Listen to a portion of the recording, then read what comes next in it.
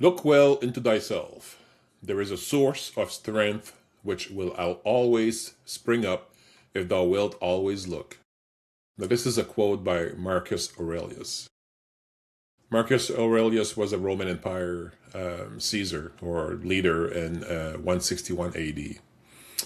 And here's what's said about him. In the tapestry of history, few figures shine as brightly as Marcus Aurelius, the esteemed Roman emperor of 161 AD. Renowned as the epitome of imperial virtue, Aurelius' wisdom and integrity inspire century after his reign.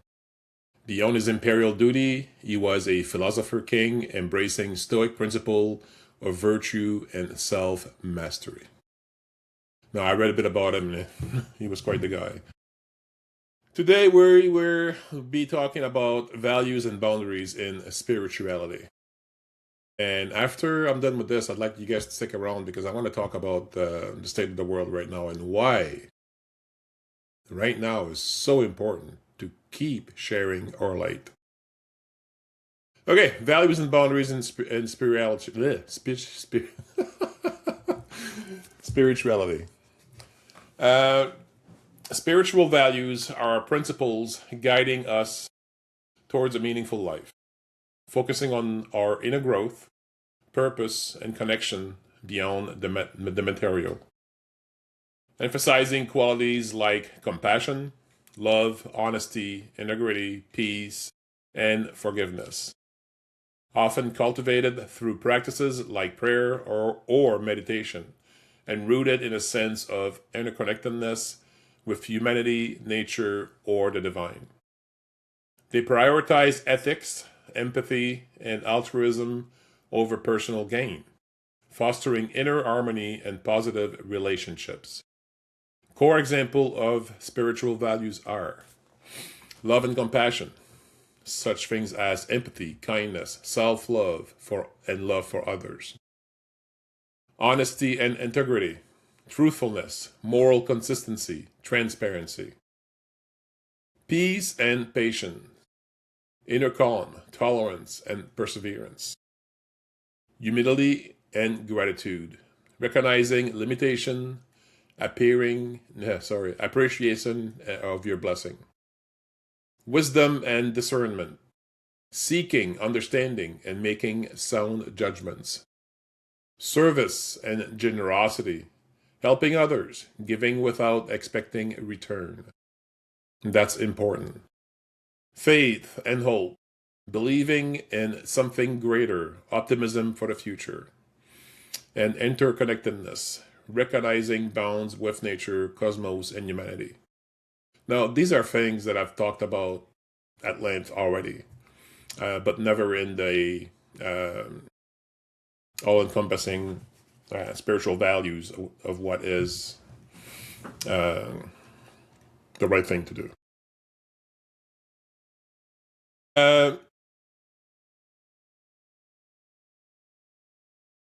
Material values focus on worldly success, wealth, and physical possession.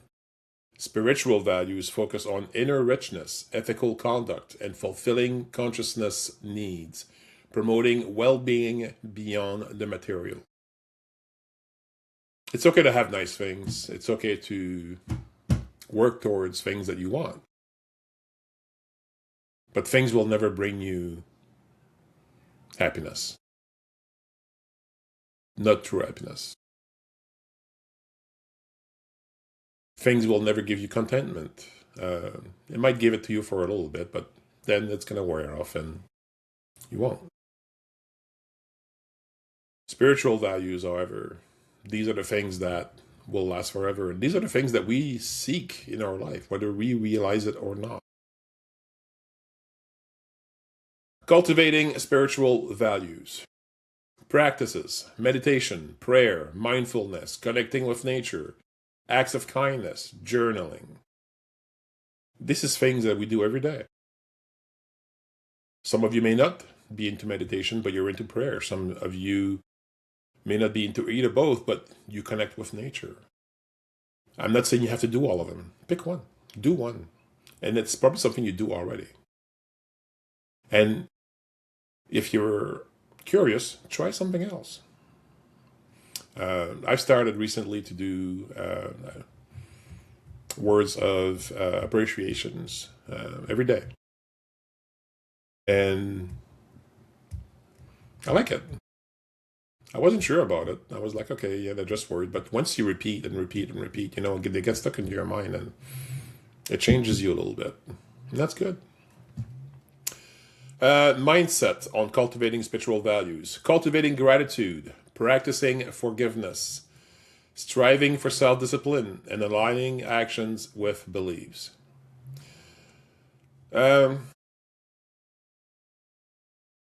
Gratitude as one of the things that I do. Practicing forgiveness. It's hard sometimes to forgive. For me, when I forgive, before I forgive, I look at the situation from all angles. I try to put myself in that person's shoe. Have I done this before? Have I been like this before? What right do I have to judge if I did? That's what I mean by I look at all angles. I look at myself in that situation as well. And you know what? Once you understand what the other person goes through, it's much easier to forgive.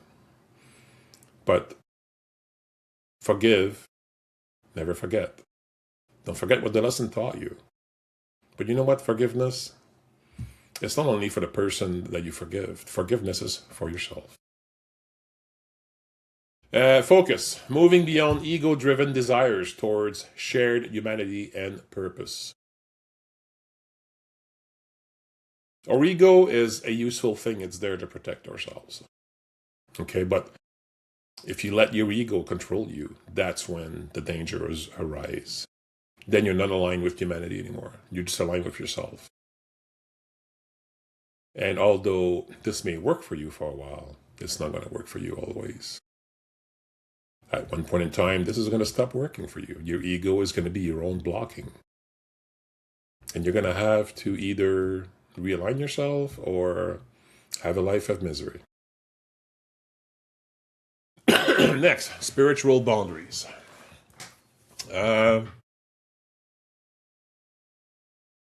They are personal limits protecting your inner self, your energy, your beliefs, and your resources from draining influences, defining what's acceptable in interaction, and fostering a healthy connection with your faith or higher power, preventing you from taking on others' burden or losing your own spiritual path amid worldly pressure.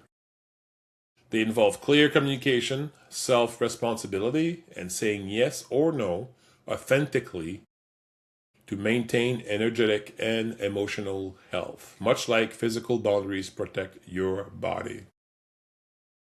So, when we're in a work environment where we are required to wear protective garment, we put them on because if we don't, we risk injury. Well, you know what? It's the same thing spiritually. Putting boundaries on your energy, on your beliefs, on your resources. Who can have access to these things? That's just as important.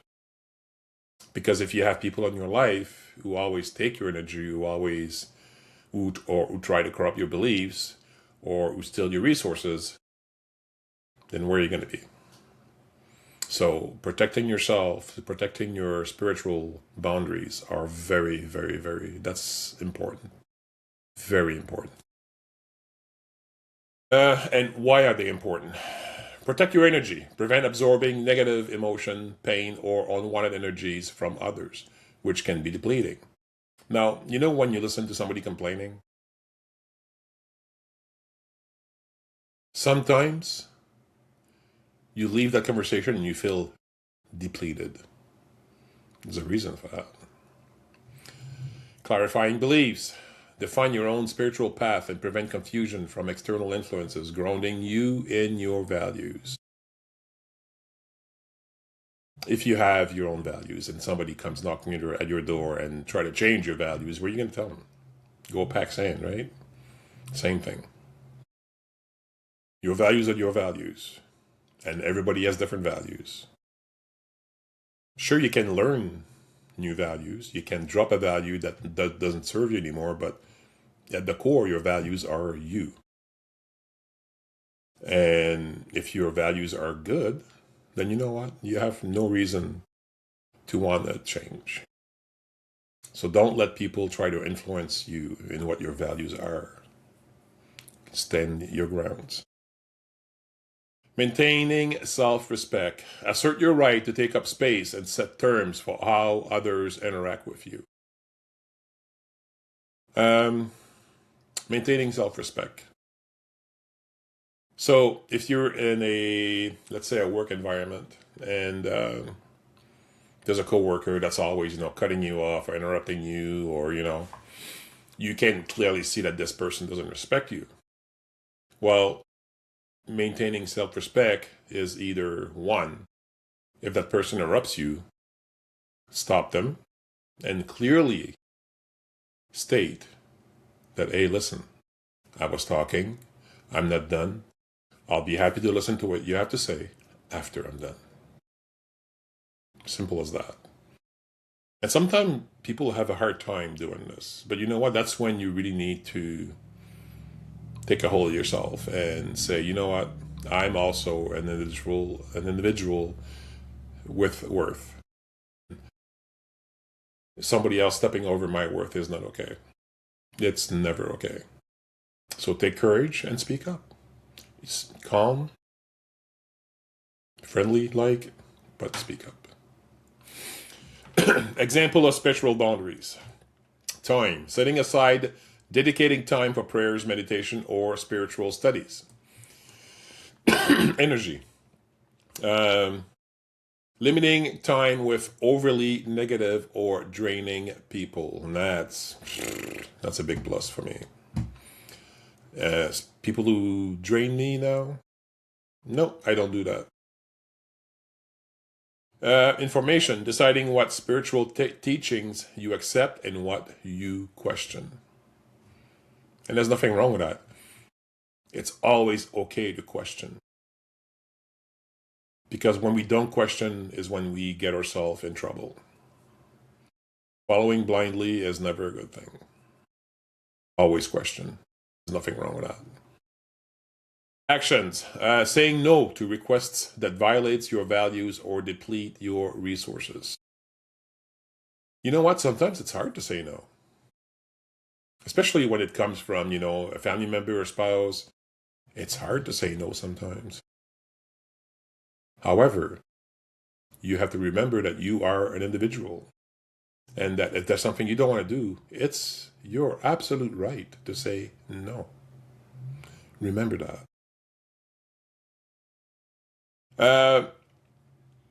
How to remember them.